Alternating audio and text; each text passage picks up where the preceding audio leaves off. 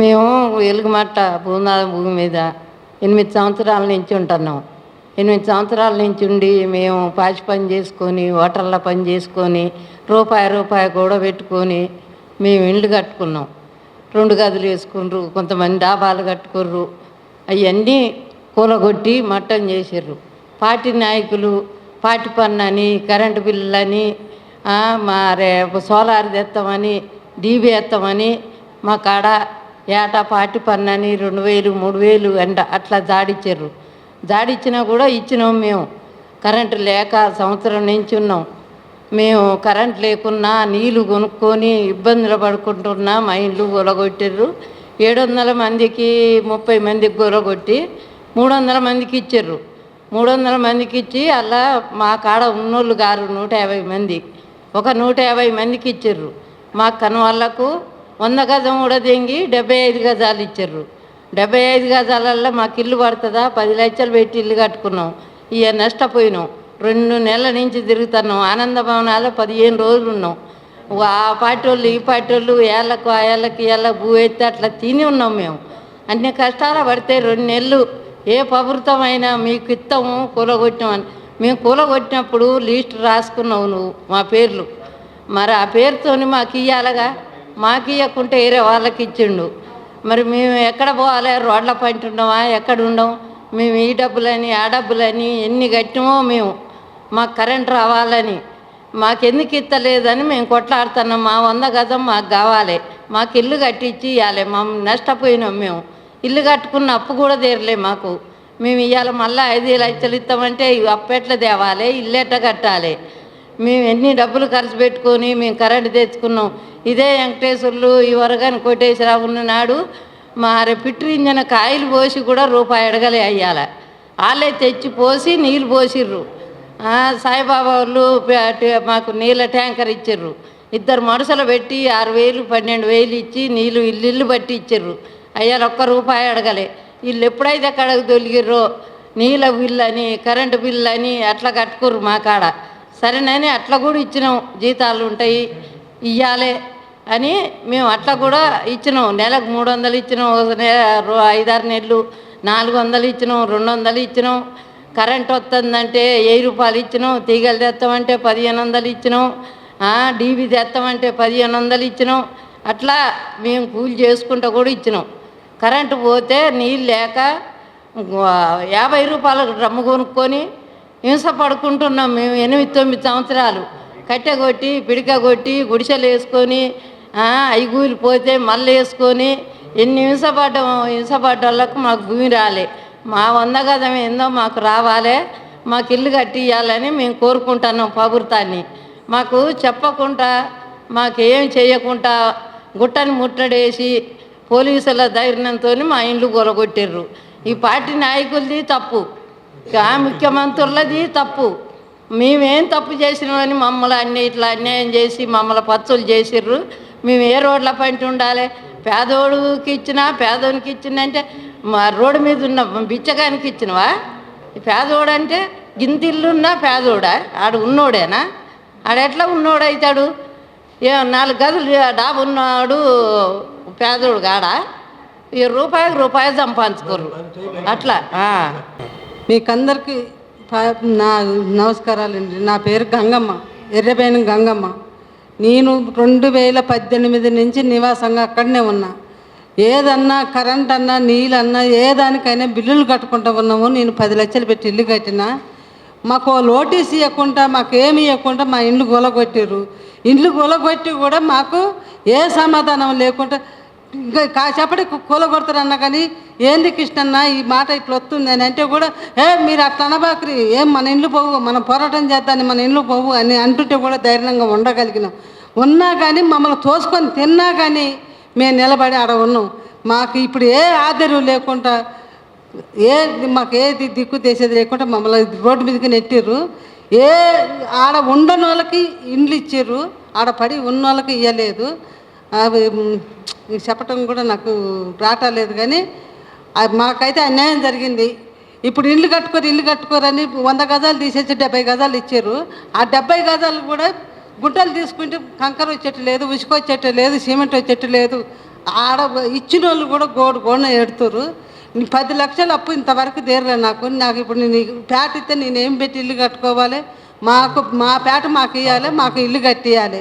మాకు ఇల్లు కట్టేయకపోయినా పర్వాలేదు, మా డబ్బు మా పేట మాకు ఇస్తే మేము ఏదైనా గుడి చేసుకొని ఉంటాం అంతవరకు. ఇదొకటి. మళ్ళీ మా అమ్మలు అక్కడ చేర్చిన మా పెద్దలు కూడా మమ్మల్ని పీల్చి పిప్పించేసి 2000, 3000, 200, 300, 500 ఈ నెల నెల ఇచ్చుకుంటూ వచ్చినాం. అయ్యే 1 లక్ష రూపాయలు అయినాయి. 10 లక్షలు పెట్టి ఇల్లు కట్టినాం. మా ఒంట్లో బలం కూడా తగ్గింది. మాకు న్యాయం చేయాలని కోరుకుంటున్నాం. ఆడ అయిపోతుందని అంటారు. మాకు న్యాయం చేయాలి, మా పేట మాకు ఇవ్వాలి. అంటే అప్పుడు మీరంతా ఎడిపోయారనేది ఒక ప్రశ్న. దానికి ఏంటంటే నేను మొదటి విషయం ఏంటంటే నాకు సంబంధించి నేను 2012లోనే పూర్తిగా తప్పుకొని నేను పుస్తకాలు ప్రింట్ చేసుకుంటూ ఉన్నా. అంటే ఇక అక్కడ నాకేమీ అనుచర వర్గం కానీ ఏం లేదు. నేను ఎవరితో చర్చ పెట్టకుండా మళ్ళీ నాకు సపోర్ట్ ఎవరైనా చేస్తే వాళ్ళని పీడిస్తారని చెప్పి నేను ఒక్కనే పక్కకు వచ్చేసి నా పుస్తకాలు ఏదో నేను ప్రింట్ చేసుకుంటున్నా. అందువల్ల నేను మళ్ళీ ఎంటర్గా ఆ మాఫియా కింగ్లోకి పోయి నాకు వీళ్ళు కోరినాక మాత్రం నేను వచ్చాను. వాళ్ళు కూడా ఏంటంటే వీళ్ళంతా మాఫియా రాజ్యం నడుస్తుంది, వీళ్ళని పక్కన పెట్టేశారు, మనం పోయి ఇప్పుడు ఏం చేయగలుగుతామనే దాంట్లో ఉన్నారు. కానీ ఎప్పుడైతే కూల్స్తారని చెప్పి వాళ్ళ దృష్టికి వచ్చిందో అప్పుడు ఏంటంటే వాళ్ళు ఆగలేక నాకు ఫోన్ చేశారు. చివరి దశలో మేము ఉన్నటువంటి యొక్క పరిస్థితులలో, వాళ్ళదే మొత్తం నడుస్తున్నటువంటి పరిస్థితులలో, మొత్తం గ్యాంగ్ అంతా కూడా తయారైపోయి నడుస్తున్నటువంటి పరిస్థితుల్లో ఆ లోపల ఉన్నటువంటి వాళ్ళు మనకు బలపరచలేదు ఆ రోజు. ఎందుకంటే ఎవరైనా మనకు అనుకూలంగా మాట్లాడితే వాడిని తీసి బయటికి పంపిస్తారు. కాబట్టి అప్పుడు మాకు సపోర్ట్ కూడా దొరకలేదు. అంటే వీళ్ళకి సపోర్ట్ కూడా దొరకలేదు. వీళ్ళని సపోర్ట్ చేయడానికి కూడా భయపడ్డారు అప్పుడు ప్రజలు. వీళ్ళని బలపరిస్తే మనని బయటికి పంపిస్తారని.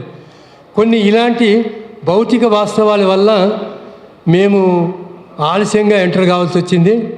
ఇంగ్లీషులో ఒక పదం ఉంది, బెటర్ లేట్ దాన్ నెవర్ అని. కాబట్టి మేము ఆలస్యంగానే వచ్చినాము. కరెక్ట్, అంతకుముందు రాలేకపోయినాము కొన్ని పరిస్థితుల కారణంగా. కాబట్టి ఇప్పుడు వచ్చిన తర్వాత అయితే గత 2 నెలల నుంచి ఇప్పటికి 4 సార్లు కలెక్టర్ని కలిసాము, ప్రదర్శన చేసాము, ఇంకా కొనసాగిస్తూనే ఉంటాం. ప్రభుత్వం వాళ్ళు ఏదైతే చెప్తున్నారో ఆ ఇండ్లు కూల్చడానికి కారణం ఏదైతే చెప్తున్నారో అది 100% వాస్తవమైనప్పటికీ అక్కడ మాఫియా జరిగింది అని చెప్పేదాన్ని, ఆ మాఫియా ముఠాని అరెస్ట్ చేసి వాళ్ళ మీద చర్యలు తీసుకొని ప్రజలకు న్యాయం చేస్తే బాగుండును. కానీ ప్రభుత్వం అలా చేయలే.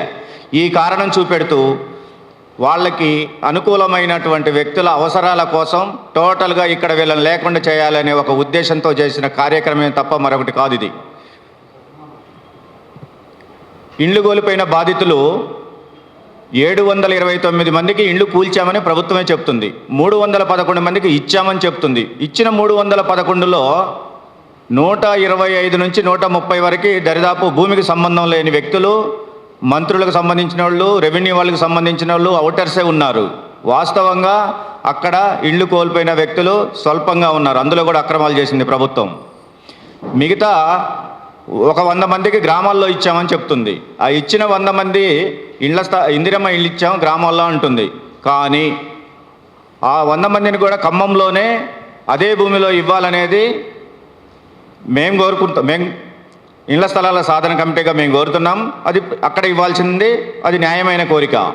పోతే మిగిలిన 729లో పంచనామా ప్రకారం ఇవ్వవలసిన దానికోసము దానికి అనేక రెస్ట్రిక్షన్స్ పెట్టి తప్పించుకోవాలని చూస్తుంది ఈ ప్రభుత్వము. కాబట్టి మిగిలిన వారికి కూడా ఆ పంచనామాలు కూడా సక్రమంగా చేయలేదు. ఆ పంచనామా కూడా బయట వ్యక్తులు వచ్చారు, అక్కడ ఇండ్లు సామాన్లు చదవడానికి వచ్చిన వ్యక్తులు వచ్చి రాపించుకున్నారు. ఇంటితో సంబంధం లేని వ్యక్తులు వచ్చారు, భూమితో సంబంధం లేని వ్యక్తులు వచ్చి రాపించుకున్నారు. ఇలా ఆ పంచనామా కూడా ఒక తప్పులు తడకగా జరిగి అందులో కూడా భూదాన భూమిలో ఇండ్లు కోల్పోయిన బాధితులు అన్యాయం జరిగే విధంగా వ్యవహరించారు. పైగా దానికి కొన్ని నియమ నిబంధనలు పెట్టి వీళ్ళకి అది ఉంది ఇది ఉందని ఇవ్వకుండా తప్పించుకోవాలని చూస్తుంది ఈ ప్రభుత్వము. కాబట్టి వాళ్ళందరికీ ఇండ్లు ఇవ్వాలి.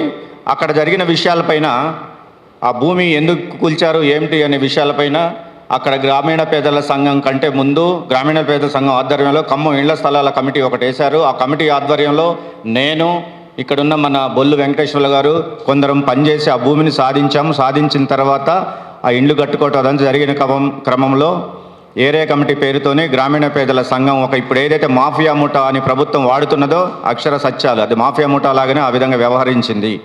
అక్కడ మేము వాళ్ళు చేస్తున్న తప్పుల్ని ప్రశ్నించి అడిగినాం, అనేక లెటర్లు పెట్టినాం ఈ రాష్ట్ర పార్టీకి, అనేక సార్లు చర్చించి అందులో నుంచి మేము బయటికి రావడం జరిగింది. ఆ తప్పుల నుంచి, తప్పులు చేస్తున్న వాటిని ప్రశ్నించి వాటిని సరి చేసుకోకపోవటం వల్ల మేము బయటికి రావటం జరిగింది. అక్కడ జరిగిన విషయాలు ప్రత్యక్షంగా అక్కడ నిర్వహణలో పాల్గొన్న బొల్లు వెంకటేశ్వర్లు గారు ఉన్నారు, వారు మాట్లాడతారు మిగతా విషయాలు. నేను ఇంతటితో నేను చెప్పదలుచుకుని చెప్పాను. పేరు పేరున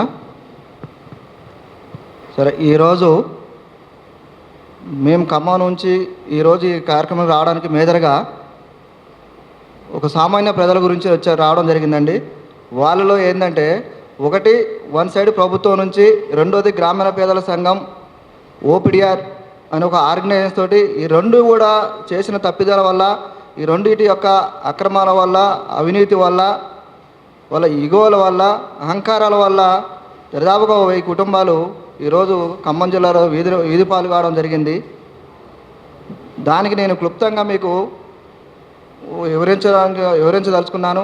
ఒకటి, ఫస్ట్ గ్రామీణ పేదల సంఘం గురించి మాట్లాడుకుంటే 2018 డిసెంబర్ 15వ తారీఖున, యాక్చువల్గా 2014లో అప్లికేషన్ సేకరించడం జరిగింది. ఆ రోజుల్లో ఇళ్ల స్థలం లేని బాధితుల్ని, ఇళ్ల స్థలం లేని వాళ్ళగా ఆర్థికంగా ఇబ్బందులు పడుతున్న వాళ్ళని ఒక బాధితులుగా తీసుకొచ్చారు అక్కడికి. ఆ బాధితుల నుండి వాళ్ళు ఒక ఏజెంట్గా తయారు చేశారు. ఆ ఏజెంట్ నుంచి ఒక బ్రోకర్గా చేశారు. అంటే దీని అర్థం ఏంటంటే, అక్కడ ఎవరైతే ఇళ్ల స్థలాల కోసం వచ్చారో వాళ్ళ ద్వారానే మళ్ళీ ఇంకా ఇళ్ల స్థలాలు ఇక్కడ ఉన్నాయని చెప్పి వాళ్ళ బంధువులకి, వాళ్ళ ఫ్రెండ్స్కి, వాళ్ళకి ఇప్పుడు ఇళ్ల స్థలాలు ఇప్పిస్తామని చెప్పి ఇంకా కొంతమంది దగ్గర అమౌంట్ తీసుకోవడం, వాళ్ళని తీసుకురావడం జరిగింది. వాళ్ళు చివరికి ఇంకో దగ్గర ఇలా ఒక రియల్ ఎస్టేట్ వ్యాపారులుగా తయారయ్యారు. చివరికి వచ్చేలాక ఈ గ్రామీణ పేదల సంఘం అనేది ఏం చేసిందంటే, ఈ నిరుపేదలు కూడా మళ్ళీ ఏ స్థాయికి వచ్చారో ఆ స్థాయికే తీసుకొచ్చింది. ఒక సామాన్య బాధితులుగానే మళ్ళీ పట్టుకొచ్చింది. వాళ్ళకు ఒక ఇల్లు, ఆకిలి, ఒక స్థలం హైఫైగా చూపించేసి వాళ్ళ ఆర్థిక పరిస్థితుల్లో మెరుగుపరిచినాం అని చెప్పి ఒక ఊహల్లో ముంచేసి చివరికి మళ్ళీ వాళ్ళని ఒక సామాన్య స్థానాన్ని తీసుకొచ్చింది. అలాంటి వాళ్ళని ఈ గ్రామీణ పేదల సంఘం చేసిన అరాచకత్వం గురించి సరే మన వాళ్ళు చెప్పారు. అది చేసిన అక్రమ వసూళ్ళు అనేవి, పెత్తనాలు చేయడం అనేది, ఇవన్నీ వాస్తవాలు. ఆ కారణాలు చూపించేసి ప్రభుత్వము ఇవాళ ఈ బాధితులను కూడా ఇవాళ ఖమ్మం జిల్లాలో ఒక బిచ్చగాళ్ళ కంటే దారుణంగా తయారు చేశారు. ఏంటి అదంటే, జనరల్గా ఒక సామాన్యుడు ఒక ఇంటి స్థలం కోసం ఒక అధికారిని కలవడమో లేదా ఒక రోజు కలవడమో ఏదో జరుగుతుంది. కానీ ఇవాళ ఖమ్మం జిల్లాలో ఏ కలెక్టర్ ఆఫీస్కి దగ్గర పోయినా, ఆర్డీఓ ఆఫీస్కి పోయినా, ఎంఆర్ఓ ఆఫీస్కి పోయినా ప్రతి ఒక్కరు జిరాక్స్లు తీసుకొని నేను ఇల్లు కోల్పోయాను, నాకు ఇల్లు కావాలని చెప్పి కనీసం వాళ్ళ జిరాక్స్లు కూడా ఇవాళ ఒక్కొక్క మనిషి 5,000 వరకు ఖర్చు పెట్టుకునే పరిస్థితి ఏర్పడింది.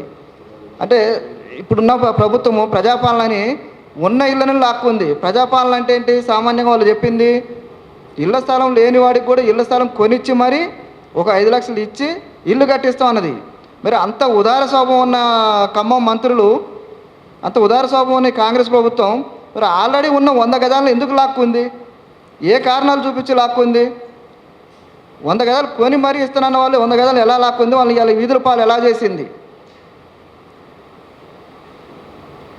ఏంటి చేసిందంటే, అక్కడ ఆర్గనైజేషన్ ఉంది, వాళ్ళు పెద్ద చేశారు. ఇవాళ 3,000 మంది బెటాలియన్ తోటి, ఓ మున్సిపాలిటీ కేడతోటి, రెవెన్యూ అధికారులతోటి, కలెక్టర్లు అందరు కలిసి ఇలా 1000 మంది మీద దాడి చేసి నిష్కారణంగా ఇల్లు కూల్చగలిగిన వాళ్ళకి ఓ 15 మందో 20 మందో అక్రమాలు చేస్తే, అక్రమాలు చేసిన వాళ్ళని పట్టుకొని వాళ్ళ మీద చర్యలు తీసుకోవడం చేతకాలేదండి ఈ ప్రభుత్వానికి. ఏది తేలిక ఇందులో? అక్రమార్కుల్ని శిక్షించడం తేలికనా?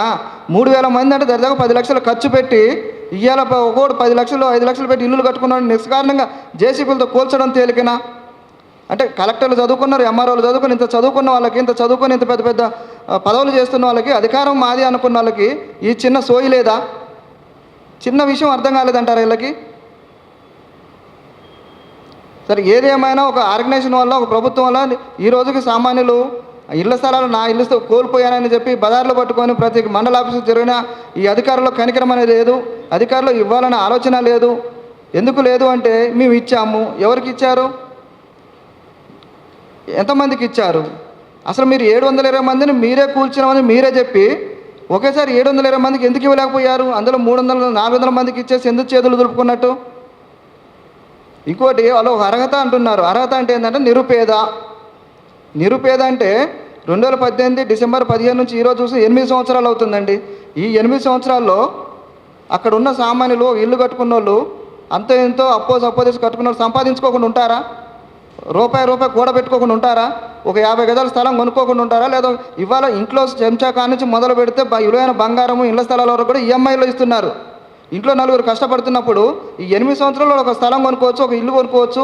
అంటే 100 గజాలతో ఆ ఇల్లుతో అయితే వాడు ఆర్థిక పరిస్థితి ఆగిపోకూడదు కదా, డెవలప్ అవ్వాలి కదా.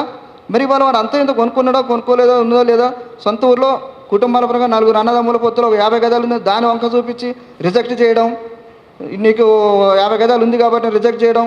ఇవాళ 8 సంవత్సరాల తర్వాత కూర్చావు నువ్వు. ఈ 8 సంవత్సరాలు ఎన్నైనా జరగవచ్చు కదా. కొంతమంది ఆర్థికంగా సంపాదించుకున్నారు, కొంతమంది ఆర్థికంగా నష్టపోయారు. మరి ఆర్థికంగా నష్టపోయిన వాడిని గుర్తించి నువ్వేమైనా చేయగలుగుతున్నావా?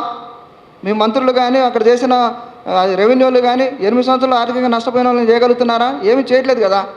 మరి వీటి వంకలు చూపించేసి వాళ్ళు రిజెక్ట్ చేయడం అనేది సరి అనేది కాదని మేము దీని అనేది చాలా తీవ్రంగా ఖండిస్తున్నాము. ఇక రెండోది, అక్కడ గ్రామీణ పేదల సంఘం ఓపీడీఆర్ అనే కమిటీ. ఓపీడీఆర్ అంటే తెలుగులో ప్రజాస్వామిక హక్కుల పరిరక్షణ సంస్థ. ఈ ప్రజాస్వామిక పరిరక్షణ సంస్థ అక్కడ 2018 2020 నుంచి ఓ సామాన్యుడు ఇల్లు కట్టుకొని అక్కడ కరెంటు నీళ్లు సరిగా అనుకూలత లేదు. ఆ లేని టైంలో వాడు కొద్ది రోజులు ఆడ ఉండడం, కొద్ది రోజులు మళ్ళీ కూలి పని కోసం బయటకు పోవడం జరుగుతున్న క్రమంలో వాళ్ళ తాళాలు పలకొట్టడం జరిగింది. మీరు తాళాలు పలకొట్టినప్పుడు ఇది మానవ హక్కుల విరుద్ధం కాదా? మరి ఇది చేసినప్పుడు ఏం చేసింది ఈ ఓపీఆర్ సంస్థ? వాళ్ళ మీద దాడి చేసినప్పుడు ఏం చేసింది ఈ సంస్థ? వాళ్ళు మీటింగులు రావట్లేదని కరెంట్ కట్ చేశారు. అప్పుడు ఏం చేసింది ఈ సంస్థ? ఈరోజు మేము ఓపీడీఆర్ ప్రజాస్వామ్య హక్కులు భంగం కలిగిందని దిగారు. అసలు మీరు మొదటి నుంచి ఇవన్నీ సరిగా చేసుకుంటూ వస్తే ఓ సామాన్యురాలు, ఓ హ్యాండిక్యాప్డ్ మహిళని ఆమె ఇల్లు ఖాళీ చేయాలని చెప్పి నా ఇల్లు నాకు కావాలి నేను ఉంటున్నాను కదంటే ఆమెకు 2 నెలలు నీళ్లు కట్ చేశారు, కరెంట్ కట్ చేశారు. తీవ్రంగా చివరికి ఫైనల్గా కొట్టి ఆ షెడ్ కూడా పీకారు. గ్రామీణ పేదల సంఘం అని చెప్పుకుంటున్న మీరు ఒక ఇల్లు నిలబెట్టాలి కానీ, ఒక షెడ్ నిలబెట్టాలి కానీ ఎలా కూల్చగలుగుతారు? ఈ కూల్చిన రోజు ఎడిపోయింది ఈ ఓపీడీఆర్ సంస్థ. ఇవి అన్ని ఉన్న గ్రామీణ పేదల సంఘం, యూసీఆర్ఎంఎల్ పార్టీకి, ఆ ఓపీడీఆర్ ఫైనల్గా అన్నీ తెలిసి జరుగుతున్నాయి అక్కడ. కానీ వీళ్ళు ఇవి అయితే ఎవరైతే విమర్శించి ప్రశ్నిస్తున్నామో వాళ్ళ మీద దుమ్మెత్తిపోయడం, విమర్శించడం, వాళ్ళని కర్కోటసంగా వాళ్ళ మీద లేనిపోని నిందలు వేయడం, ఇవన్నీ అయితే జరుగుతున్నాయి. వీటిని అయితే మానుకొని వాళ్ళ తప్పులు వాళ్ళు సరి చేసుకొని నిజంగా నేను ఈ ఓపీఆర్ సంస్థ కానీ గ్రామీణ పేదల సంఘాన్ని కానీ నేను ఒకటే చెప్తున్నా, మీరు నిక్కచ్చిగా నిజమైన విప్లవ స్వభావం మీకు ఉంటే అక్కడ మేమేం తప్పులు చేయలేదు, మా వల్ల ఎలాంటి నష్టం జరగలేదు, ప్రజలకు మేము మేలు చేసాం కానీ నష్టం చేయలేదు అనేది ఆత్మవిమర్శ చేసుకొని ఆ చిత్తశుద్ధి మీలో ఉంటే వాటి మీద చర్చించడానికి మేము సిద్ధంగా ఉన్నాం. ఇదే ప్రెస్ మీట్లో మనం చర్చించడానికి సిద్ధంగా ఉన్నాం. ఇళ్ళల్లో కూర్చొని వాట్సాప్ రాజకీయాలు, ఇప్పుడు వాట్సాప్లలో రాజకీయాలు చేస్తే ప్రజలకు వాట్సాప్ రాజకీయాలు అవసరం లేదు. ప్రజల్లో ఉండి మేము ఉన్నామనే అండ ధైర్యం ఉండి ఒక పార్టీ పక్కన కానీ ఇక్కడ స్థలం మీద కానీ గవర్నమెంట్ కానీ మన హక్కుల మీద కానీ అవగాహన కల్పించి వాళ్ళని చైతన్యం చేసి ముందు తీసుకెళ్ళే రాజకీయాలు కావాలా.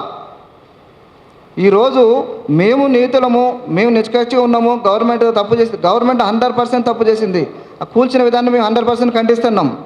కానీ ఇవాళ ఆ రోడ్ల పాలైన జనాల్ని గవర్నమెంట్ ఆదుకోవట్లేదు. మరి గ్రామీణ పేదల సంఘం మేము 100 గజాలు ఇచ్చినన్నా మీరు ఎటు వెళ్ళారు? ఇవాళ ఆ ప్రజల్ని ఎవరు ఆదుకోవాలా? ఒక 10 మందిని అరెస్ట్ చేశారనుకోండి, జిల్లా కమిటీలు ఉన్నాయి, గ్రామీణ కమిటీలు ఉన్నాయి, గ్రామ కమిటీలు ఉన్నాయి, రాష్ట్ర కమిటీలు ఉన్నాయి. ఎన్ని జిల్లాల్లో ఉంది గ్రామీణ పేదలు? మరి వీళ్ళందరూ కలిసి వచ్చి ఆ ప్రజలకు ఎందుకు అండగా ఉండి తోడుగా ఉండి వాళ్ళకి ఎందుకు సహకరించలేకపోయారు? వాళ్ళు 100 గజాలు ఎందుకు సాధించలేని పరిస్థితి? ఎందుకు సాధించలేకపోయారు? ఎటు వెళ్ళారు? మీరు ఎక్కడో కూర్చొని కోర్టులో ఆర్డర్లు వేసినవానో లేదా వాట్సాప్లలో మా మీద దుర్చారం జరుగుతుందనో ఇవన్నీ ప్రకటనలు పెడితే వాట్సాప్లలో పెడితే కుదరదు కదా. అదే మీరుండి ఇంత పార్టీగా ఇంత బలంగా ఉన్నప్పుడు మీరు ఎందుకు నిలబడలేకపోయారు? జనాలను ఎందుకు తోడు ఉండలేకపోయారు? మరి ఈ ప్రభుత్వము అక్కడ ఇక్కడ ఉంటున్న ప్రజల్ని ఎందుకు సమీకరించలేకపోయింది? వీళ్ళకి ఎందుకు 100 గజాల స్థలాన్ని ఇవ్వలేకపోయింది? కూలగొట్టింది 100 గజాల స్థలంని, ఇచ్చింది 75 గజాలు. ఆ 75 గజాల్లో ఇంద్రమ్మ గృహం అంటున్నారు. ఇంద్రమ్మ గృహం ఎన్ని? 5 లక్షలు. మరి నువ్వు కూల్చింది 10 లక్షలు కట్టుకున్నావు, కోలుకొచ్చిండు. వాడు ఇంటికాడ ఉన్న 10 సెంట్లు అమ్ముకోను, బంగారం అమ్ముకోను, అప్పులు చేసో ఏదో చేసుకొని వాడికి స్థాయి తగ్గట్టుగా 6 లక్షలు 10 లక్షలు ఎట్లా కట్టుకున్నారు. ఆ కట్టుకున్నప్పుడు నువ్వు 10 లక్షలు విలువైనది వాడి జీవితాన్ని ఇలా కూల్చేసి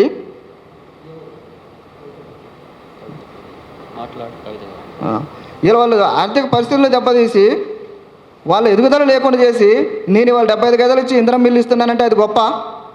ఎంతవరకు కరెక్ట్ అది?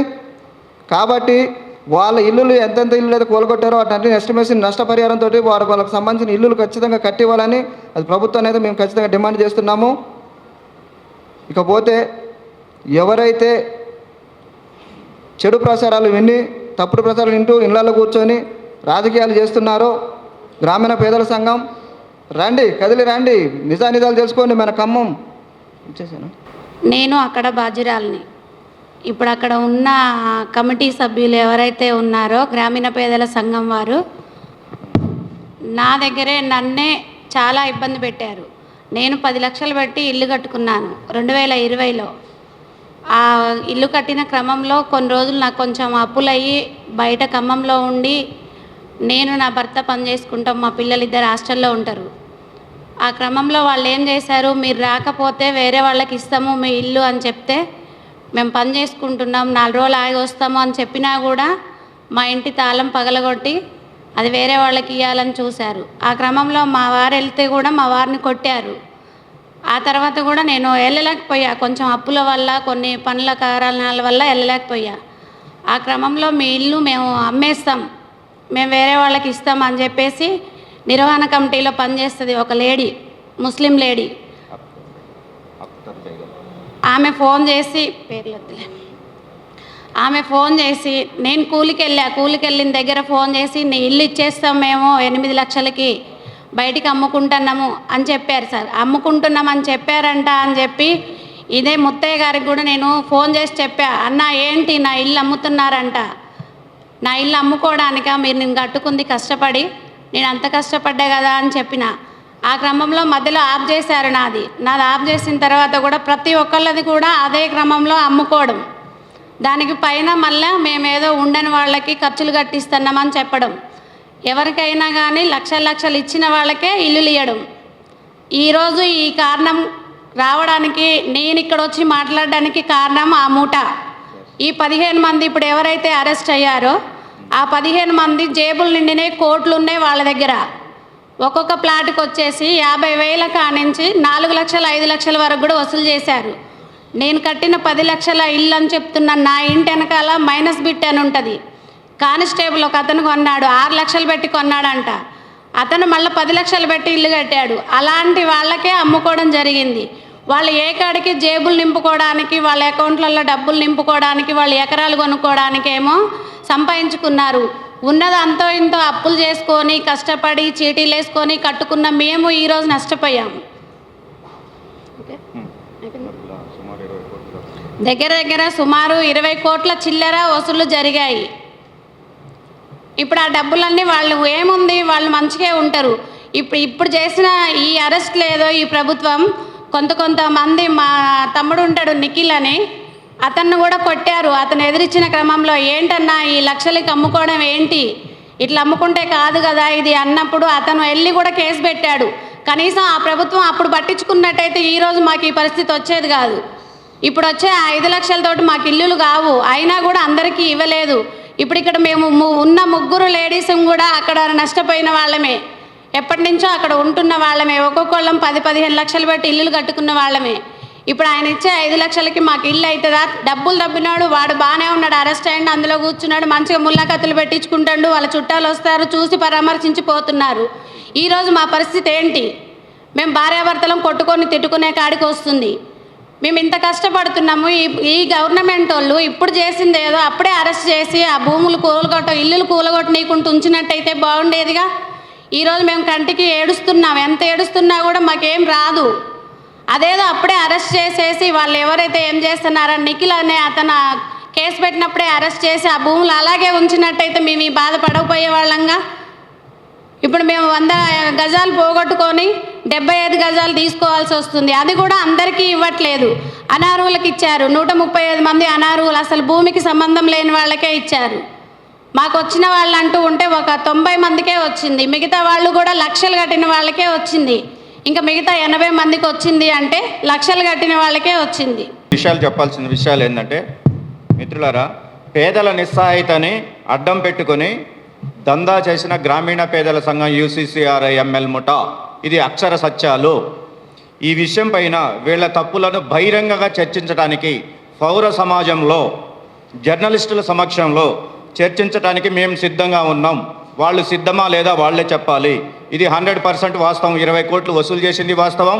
ప్రజల్ని దోపిడీ, దౌర్జన్యాలు, ఆర్థిక అరాచకత్వం చేసి నికృష్టంగా అణిచివేసి ప్రజల్ని దారుణంగా కొట్టిన అనేక సందర్భాలు, ఆ వీడియోలు, సాక్ష్యాలు, కేసులు అనేకం ఉన్నాయి. వీటిని ఈ పౌర సమాజం మొత్తానికి తెలియజేయాల్సిన అవసరం ఉంది. జర్నలిస్టుల సమక్షంలో, అందరి సమక్షంలో చర్చించడానికి సిద్ధంగా ఉన్నాం మేము. ఇది ఎక్కడైనా నిరూపించగలిగే ఆ శక్తి సామర్థ్యాలు కూడా మా దగ్గర ఉన్నాయి. కాబట్టి ఉదాహరణకి ఒక ఏన్కూరు బిచ్చాల జయమ్మ అనే ఆమె 2 కోట్లు కట్టింది. వాళ్ళకి 167 మంది దగ్గర డబ్బులు వసూలు చేసి 2 కోట్లు కట్టింది. అందులో ఒక 30 మందికి, 20 మందికి తిరిగి డబ్బులు కూడా ఇచ్చారు. వాళ్ళు బాగా ఒత్తిడి చేస్తుంటే మిగతా 147 మందికి డబ్బులు ఇవ్వలేదు. వాళ్ళంతా కేసు పెట్టారు. 34 మంది మీద కేసు అయింది. ఎవరెవరు డబ్బులు తీసుకున్నారు, వాళ్ళకి సహకరించారు. ఆమె డబ్బులు ఇవ్వడానికి పోతే ఆమె మీద దాడి చేయడానికి ప్రయత్నిస్తే వాళ్ళందరి మీద కేసులు పెట్టింది. ఇలా చేస్తూ ఇండ్లను కూల్చివేసిన విషయం సమాజంలో అందరికీ కనిపిస్తుంది. వీళ్ళు చేసిన మాఫియా ఆ సమాజంలో ఇండ్లు కోల్పోయిన దాని కింద మరుగున పడిపోయింది. వీళ్ళ మాఫియా దౌర్జన్యాలను మరుగున పడిపోయి అది తెర మీదకి వచ్చింది. కానీ 2 తెర మీదకి రావాల్సిన అంశాలే. వీళ్ళు ఈ విషయాల్ని మరుగునపరుచుకొని ఆ విషయాన్ని తెర మీదకి తీసుకురావడానికి కొంతమంది జర్నలిస్టులను ఉపయోగించుకొని వాళ్ళ మాఫియా చేసిన ముఠా మొత్తాన్ని మరుగునపరిచే ప్రయత్నం చేయడానికి అనేక ప్రయత్నాలు చేసే దాంట్లో కొంతవరకు సక్సెస్ కూడా అయ్యారు. కానీ నిజాలు మాత్రం మిగతా మీడియా మిత్రుల ద్వారా వాళ్ళ మాఫియా చరిత్రలు మొత్తం సమాజానికి తెలియవలసిన అవసరం ఉన్నది. ఈ విషయం మట్టుకి జర్నలిస్టుల మిత్రులందరూ కూడా సమాజం దృష్టికి తీసుకువెళ్ళ. మల్లయ్య అండి, ఇప్పుడు సత్యనారాయణ గారు, కోటేశ్వరరావు గారు, కవిత గారు, ఇటు బొల్లు వెంకటేశ్వరరావు గారు, వీళ్ళంతా చెప్పిన దాన్ని బట్టి ఒకటి ఏంటంటే, ఇప్పుడు ఈడ ప్రెస్ మీట్కి మేము ఎందుకు వచ్చాము, తర్వాత అక్కడ జరిగినటువంటి భూదాన కాలనీ సమస్య ఏంటి అనే దాని మీద వాళ్ళు చాలా వివరించారు. అసలు విషయం ఏంటంటే, ఇది జరిగి 2 నెలలు అవుతున్నా కానీ ప్రభుత్వం చేసినటువంటి తప్పిదం ప్రధానంగా ఏంటంటే, అక్కడ నిర్వాసితులకు ఈ UCRIML పేరుతో పనిచేసే కార్యకర్తలని వాళ్ళపై యాక్షన్ తీసుకోకుండా నిర్దాక్షిణ్యంగా కూల్చే క్రమంలో వాళ్లకు ఇంటింటికి నోటీసులు ఇచ్చి ఎవరైతే ఆడ ఇల్లు కట్టుకొని నివాసం ఉంటారో వాళ్ళకి నోటీసులు ఇచ్చి కూల్చకోకుండా వాళ్ళ మీద యాక్షన్ తీసుకున్నట్టయితే బాగుండేది. ఇప్పుడు కూల్చడం వల్ల, నోటీసులు ఇవ్వకోకుండా కూల్చడం వల్ల ఎవరికి ఇవ్వాలా, ఎవరు అనే దానికి వచ్చినప్పుడు చాలా వరకు అనర్హుల అనే పద్ధతుల్లో, అర్హులు అనే పద్ధతిలో చేస్తుర్రు. ఇప్పుడు ఒకటి ఏంటంటే, గ్రామాల్లో అర్హులు అనర్హులు అనే కాడికి వచ్చినప్పుడు ఏమైందంటే, కొంతమంది గ్రామాల్లో పనులు దొరక్క పట్టణాలకు వచ్చి తోపుడు బండ్ల మీద పండ్లు అమ్ముకొని వ్యాపారాలు చేసుకుంటూ కిరాయిలకు ఉండేవాళ్ళు. వాళ్ళు నెల రెంట్లు కట్టలేక ఈ సంఘం నాయకత్వంలో ఇండ్లు వస్తే బాగుంటుందని అందులో డబ్బులు కట్టి చేరినటువంటి వాళ్ళందరూ కూడా ఈ కూల్చివేతకు గురైనాయి. కాబట్టి ఏంటంటే, ప్రభుత్వం వెంటనే వీళ్ళకి నోటీసులు ఇచ్చి కూల్చినట్టయితే వీళ్ళకే వచ్చేవి. ఇప్పుడు ప్రభుత్వం ప్రకటించే ఇండ్ల 75 గజాలైనా కానీ, ఇందిరమ్మ ఇల్లు అయినా కానీ అలా నోటీసులు ఇవ్వకుండా కూల్చడం వల్ల ఇతరులు ఆడ జరిగింది 700 మందికి అయితే 5-6 వేల మంది దరఖాస్తులు వచ్చినాయి. దాంట్లో 5-6 వేల మందిలో ఇప్పుడు ఎవరికి ఇవ్వాలా ఏంటి అనేది ఇప్పుడు ప్రభుత్వం తలబట్టుకునే పరిస్థితి. కాబట్టి ఏంటంటే, నిజంగా అక్కడ కమిటీగా గ్రామీణ పేదల సంఘంలో పనిచేసినటువంటి బొల్లు వెంకటేశ్వరరావు, తర్వాత మన వరగాని కోటేశ్వరరావు వాళ్ళంతా పనిచేసారు. అయితే వాళ్ళని ఆ క్రమంలో ఈ దందా మూట పొలివైన ముత్తయ్య అనే వాళ్ళు యూసీఆర్ఎంఎల్ పేరుతో అక్కడ చేసే ఆ కార్యక్రమాలకు అడ్డు అనే దాని మీద వాళ్ళని తొలగించిన క్రమంలో టోటల్గా ఏంటంటే మొత్తం ప్రభుత్వం నుంచి వచ్చేటువంటి పక్కకు పోయింది. కాబట్టి ఏంటంటే తక్షణమే ప్రభుత్వం వాళ్లకు నిజంగా ఇప్పుడు 700 మందికి అంటే ఇందిరమ్మ ఇల్లు, వాళ్ళకు ఇల్లు కూల్చిన వాళ్లకు ఆర్థిక సాయం 75 గజాల చొప్పున ఇచ్చినటువంటి వాటిని 100 గజాలకు పెంచి ఇవ్వాల్సిందిగా కోరుకుంటున్నాను. కాబట్టి ఈ అవకాశం ఇచ్చిన మీ అందరికీ